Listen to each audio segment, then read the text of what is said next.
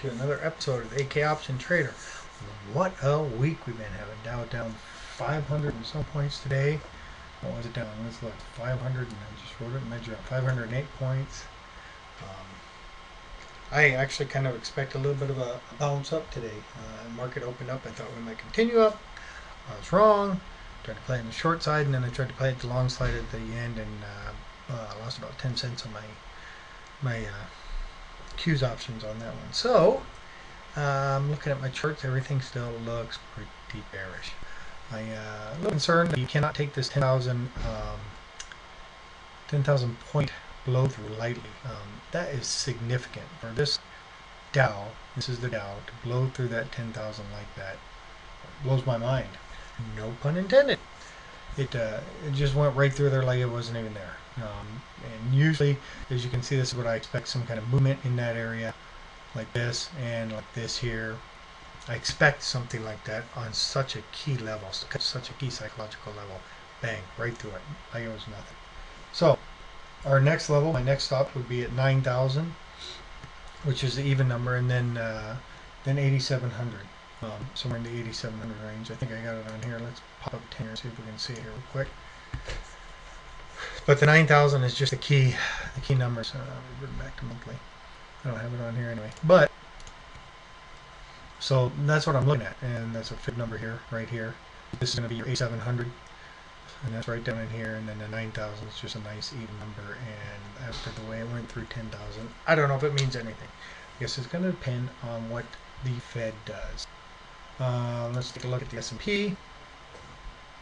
And even if the Fed cuts rates, the way things have been going, man, I don't know if there's any guarantees at all. Anyway, so here's our S&P. Did a little research on here, and I found it interesting. Like this first wave down over here, this was a 2-month wave, 220 points. Very similar to this over here.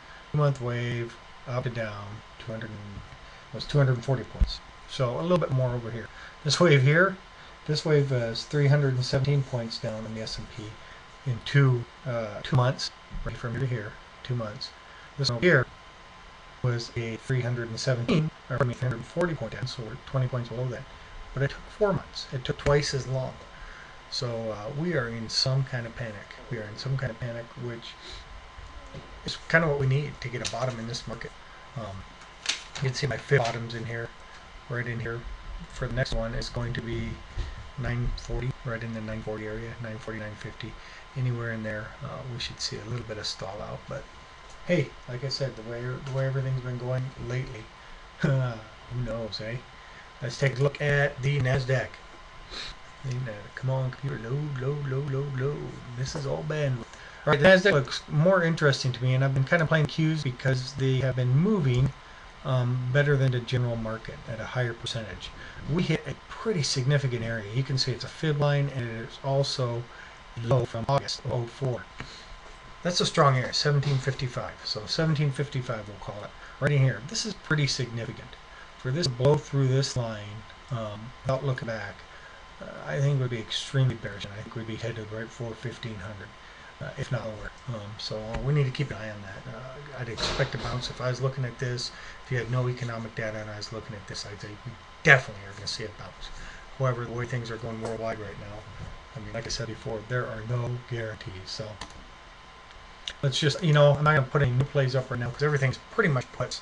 I'm just going to look back and see how we're doing in all our other ones. Let's scale this down because I did all these in 2-year time frame, I believe. This is gas, this one we talked about last week.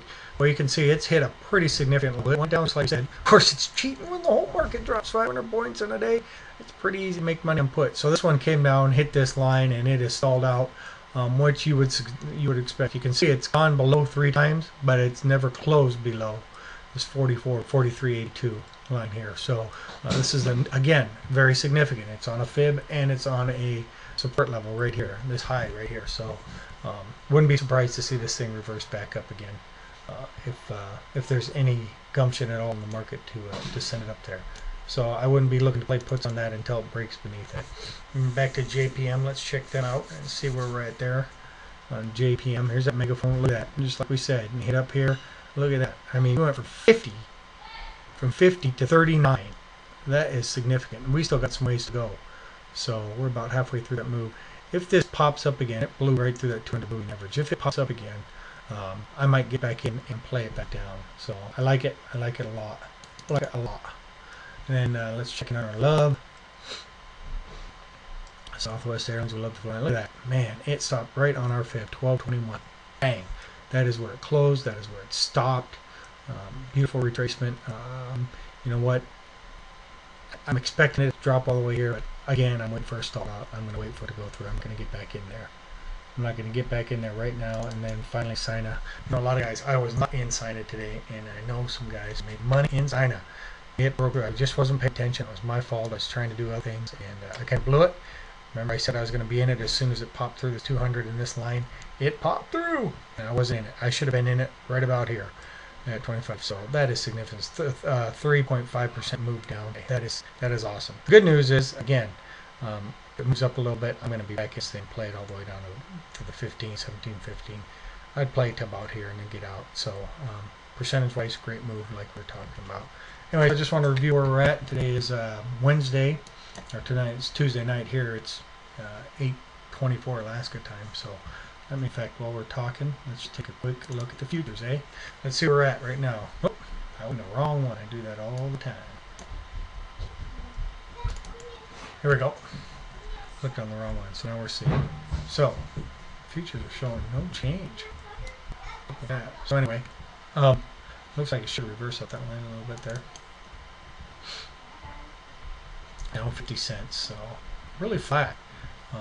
Fed's talking about cutting interest rates. Obviously, I think that'll help. I'll throw some bounce in the market, but you know, I really expected a bounce today. I don't know what to tell you. I think we are in oversold territory like I haven't ever seen. So it you know, I haven't been trading for eons, but enough to know that everybody else I've talked to and everybody else I've seen talk about it talks about how they've never seen anything like this. So. Trying to load something here for you. I'll have it marked on here. And it is amazing to watch. So I'm not going to fight it. I'm going to go with it. This just blows my mind. This is a VIX. Look at that. Look at that. And it actually sold off some today, which confused me a little bit. Sold off some today, and then you can see, but the market didn't move with it. So anyway, that's what I see. Just a quick update for the weekend. I appreciate all your comments. I appreciate you watching the videos. Right now, I gotta say, trade short and prosper. Watch for the bounce. So I just have a feeling we are gonna have some nice bounces. Most of the charts I look at are setting up for it. Trade short and prosper, or trade long and prosper. Be ready either side. Thanks. See you again soon.